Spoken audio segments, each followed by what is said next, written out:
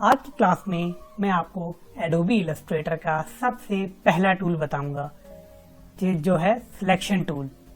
तो जैसे कि पिछली क्लास में हमने एडोबी इलस्ट्रेटर के बारे में समझा था, ग्राफिक डिज़ाइनिंग के बारे में समझा था कि ये क्या है। और एडोबी इलस्ट्रेटर जब मैंने स्टार्ट किया था पिछली क्लास में तो मैंने इसका पेज लेने का तरीका आपको बताया था। अगर आपने वो क्लास नहीं देखी तो पहले वो जाकर क्लास देख लें, उसके बाद आप इस क्लास को देखें। आज की क्लास में मैं आपको एडोबी इलस्ट्रेटर का सबसे पहला टूल बताऊंगा। आप ये देख रहे होंगे, ये टूल बार है। ये जितने भी आपको नज़र आ रहे हैं ये एडोबी इलस्ट्रेटर के सारे टूल हैं। ये ऊपर इसके कुछ ऑप्शन दिए हुए हैं और यहाँ पर ये कुछ प्रॉपर्टीज़ है इसकी, यहाँ पर भी कुछ ऑप्शन है। तो वक्तन बवक्तन मैं आपको बताता रहूँगा सबके बारे में। तो आज सबसे पहला टूल जो इसका आप देख रहे हैं सिलेक्शन टूल, जिसका शॉर्टकट है वी। तो सिलेक्शन टूल क्या काम करता है? सिलेक्शन टूल किसी भी चीज़ को पिक करता है, यानी कि सिलेक्ट करता है। तो सिलेक्ट करने के लिए हमें किसी भी ऑब्जेक्ट की ज़रूरत होती है कि हम उसको सिलेक्ट करें। तो सिलेक्ट के लिए सबसे पहले हम इस रेक्टेंगल को यूज़ करेंगे। Rectangle tool, simple rectangle. इस रेक्टेंगल टूल का और कोई काम नहीं है। तो सिलेक्शन टूल को आपको बताने के लिए किसी चीज़ को मुझे रेक्टेंगल यानी कि किसी चीज़ को की ज़रूरत होती है। ज़ाहिर बात है, हमने सिलेक्शन करनी है, किसी चीज़ को पिक करना है तो कोई ना कोई चीज़ होना ज़रूरी थी। तो इसलिए मैंने ये सिलेक्शन टूल लिया है, ये रेक्टेंगल टूल लिया है। अब यहाँ से मैंने एक रेक्टेंगल बना लिए। अब सिलेक्शन टूल का काम क्या है? सिलेक्शन टूल पर जब भी आप जाएं आपने इसको यूँ क्लिक करना है। किसी भी चीज़ को आपने मूव करना हो, आप ये देखें सिलेक्शन टूल की मदद से मूव कर सकते हैं।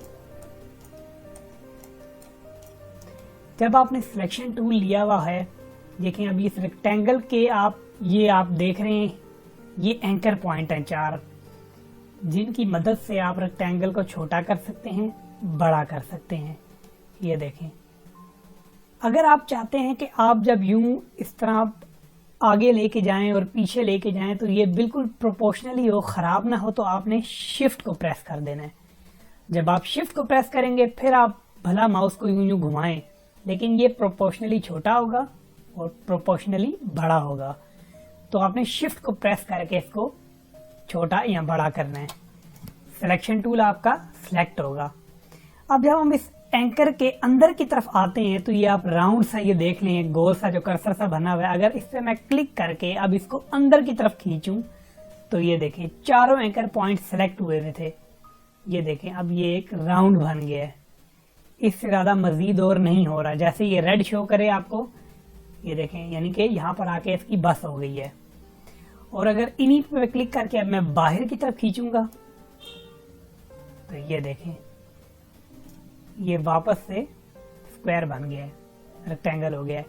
अब अगर इसके मैं आया था अंदर की तरफ, अब मैं इसके अगर हल्का सा बाहर की तरफ जाऊं तो ये देखें अब आप माउस को 2 तीर बन गए, यानी कि हम इसको रोटेट कर सकते हैं। ये देखें घुमा के, अगर हम इसको चाहें ऐसे रखना चाहूँ, अगर मैं इसको ऐसे रखना चाहूँ या मैं इसको ऐसे रखना चाहूँ, ये काम हम सिलेक्शन टूल के जरिए कर सकते हैं। तो सिलेक्शन टूल का काम यही है कि आप किसी भी ऑब्जेक्ट को पिक कर सकते हैं, उसको छोटा बड़ा कर सकते हैं। अगर उसमें ये कॉर्नर राउंड आ रहे हैं तो आप उसको ऐसे राउंड कर सकते हैं या फिर आप उसको रोटेट कर सकते हैं। तो ये था सिलेक्शन टूल का काम। तो सिलेक्शन टूल का काम बिल्कुल यही है। सबसे पहला टूल था ये सिलेक्शन टूल। आगे आने वाली क्लास में मैं आपको बताऊंगा डायरेक्ट सिलेक्शन टूल के काम।